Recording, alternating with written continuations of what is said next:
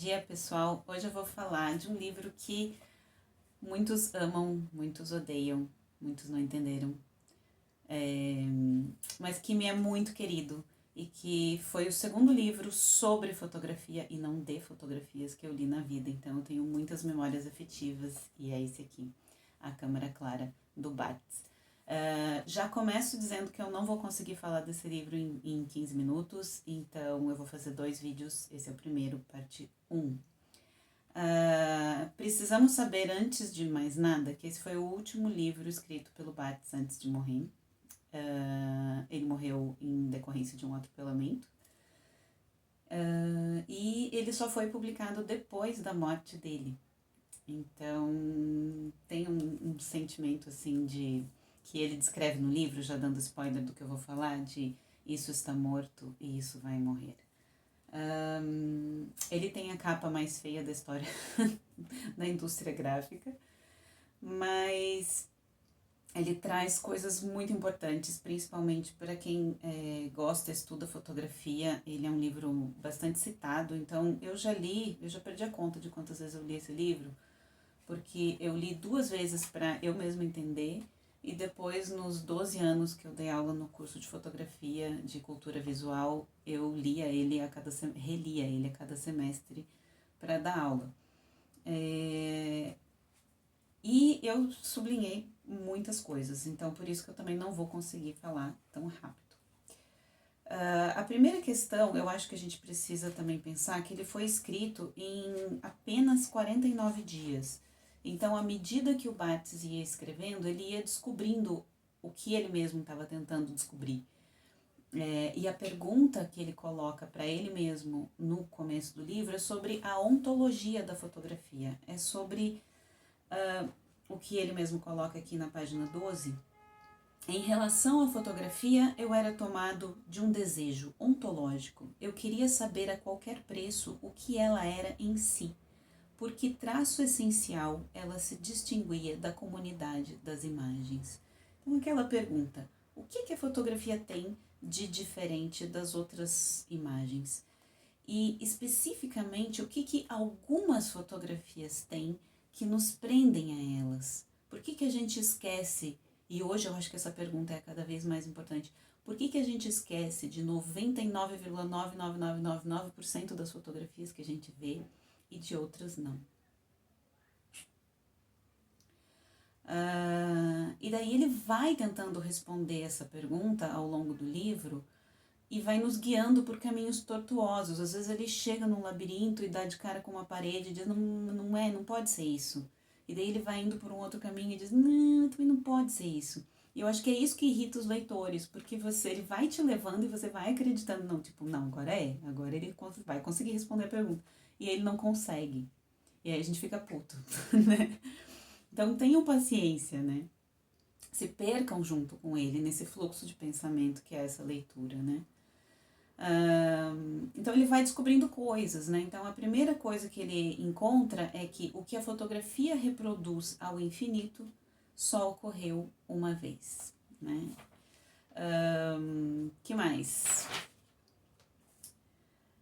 Outra coisa que ele descobre, essa parte eu acho sensacional: seja o que for que ela dê a ver, e qualquer que seja a maneira, uma foto é sempre invisível, não é ela que vemos.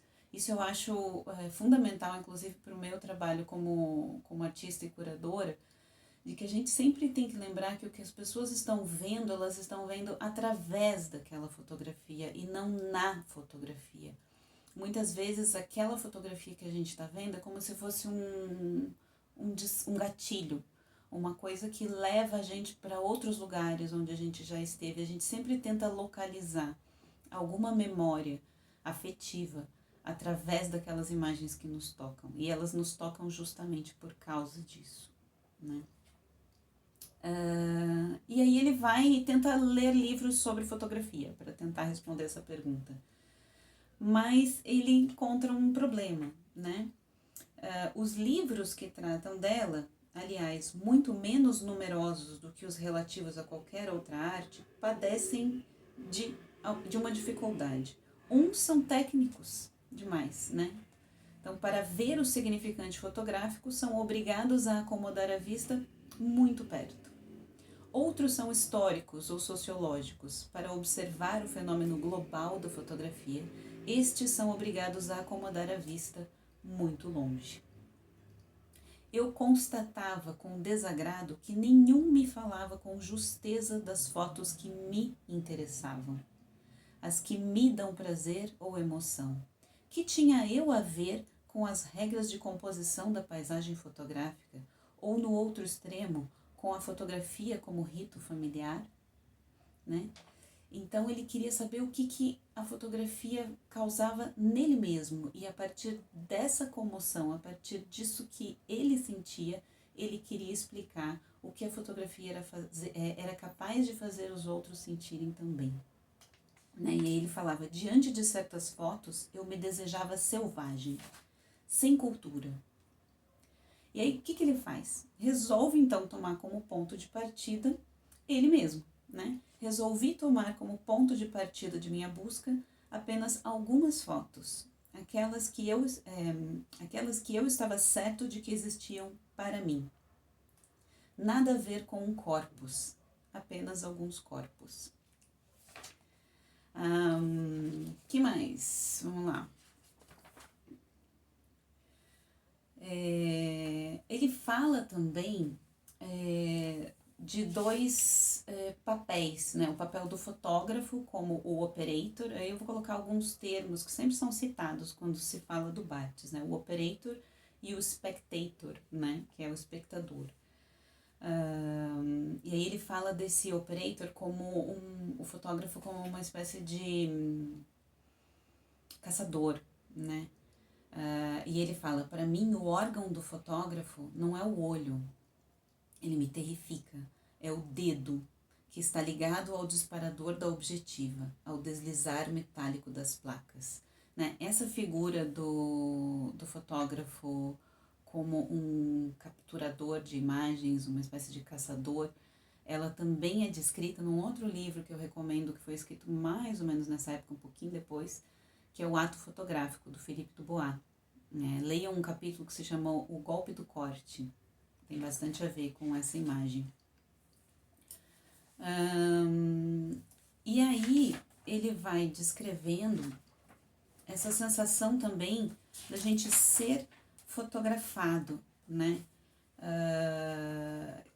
Que é como é estar diante de um fotógrafo, como é a sensação de ser fotografado. Eu acho linda essa descrição também. A fotorretrato é um campo cerrado de forças. 4 imaginários aí se cruzam, aí se afrontam, aí se deformam. Diante da objetiva, sou ao mesmo tempo aquele que eu me julgo, aquele que eu gostaria que me julgassem, aquele que o fotógrafo me julga e aquele de que ele se serve para exibir sua arte. Sensacional, né? E aí ele vai entrar numa outra descrição de 2 termos que são super importantes e muito citados, né, em relação a esse livro. E o problema, inclusive, é justamente a forma como eles são citados, porque é um caminho por onde ele foi, mas depois ele desvia mais pra frente na segunda parte do livro que eu vou comentar no próximo vídeo, que é a figura, na verdade as operações do studium e do punctum, né? São 2 questões que ele coloca ali. O que é o studium na fotografia? É quando a gente olha uma fotografia e vai passeando por ela, estudando a imagem para tentar entender por que ela foi feita, onde ela foi feita, quem são essas pessoas, em que época, em que lugar, de que jeito, com que roupas, com que costumes, o que isso significa. Essa visão do historiador da imagem, né, que vai tentar, o antropólogo da imagem, vai tentar, ou sociólogo, né, essa tentativa de entender a estrutura e os gestos contidos dentro dessa imagem. Mas esse é um passeio, e aí ele descobre que o studium causa nele, Barthes, um afeto médio, né? É um campo que ele percebe em função do saber e da cultura. E aí ele coloca, o studium é um campo muito vasto do desejo indolente, do interesse diversificado, do gosto inconsequente. Gosto, não gosto. I like, I don't. O studium é da ordem do to like e não do to love. Enquanto que o punctum, por sua vez, seria aquilo que fere a gente a partir da imagem, aquilo que de alguma maneira nos chama através dessa ferida que se abre, tanto na gente quanto na imagem. O punctum de uma foto é esse acaso que nela me punge, mas também me mortifica, me fere. Dessa vez não sou eu que vou buscá-lo, como invisto com minha consciência soberana o campo do studium. É ele que parte da cena, como uma flecha, e vem me transpassar. E aí ele vai e segue fazendo vários exemplos, né, através de fotografias em que ele analisa a questão do studium. Por exemplo, essa aqui, dos russos. Ele diz: o fotógrafo me ensina como se vestem os russos. Noto o grosso boné de um garoto e a gravata de outro, o pano na cabeça da velha, o corte de cabelo de um adolescente. E ele segue analisando outras imagens a partir do conceito de punctum. Então, o que fere ele naquela imagem especificamente? O que dói, né? E quando ele chega, por exemplo, nas fotos de paisagem, eu também acho linda essa imagem. Para mim, as fotografias de paisagens, urbanas ou campestres, devem ser habitáveis e não visitáveis. Esse desejo de habitação, se eu observo bem em mim mesmo, é fantasmático, prende-se a uma espécie de evidência que parece me reportar para trás, para não sei onde, de mim mesmo, como se eu estivesse certo de aí ter estado ou de aí dever ir. Freud diz do corpo materno que não há outro lugar do qual possamos dizer com tanta certeza que nele já estivemos. Mas ele não para por aí, ele poderia parar por aí. Ele poderia ter terminado o livro aqui mesmo e dito, é isso, tá resolvido. Mas ele não se dá por satisfeito, porque ele chega à conclusão, detalhe por detalhe, que ele vai nomeando nas fotografias, que ele indica como sendo o punctum daquela imagem, que aquilo, né, que é essa marca de alguma coisa pela qual a fotografia não é mais qualquer, é aquilo que ele pode nomear. E se ele pode nomear aquela marca, então aquilo não pode ser o punctum, porque aquilo já não pode mais ferir. Ele escreve exatamente isso. O que posso nomear não pode, na realidade, me ferir,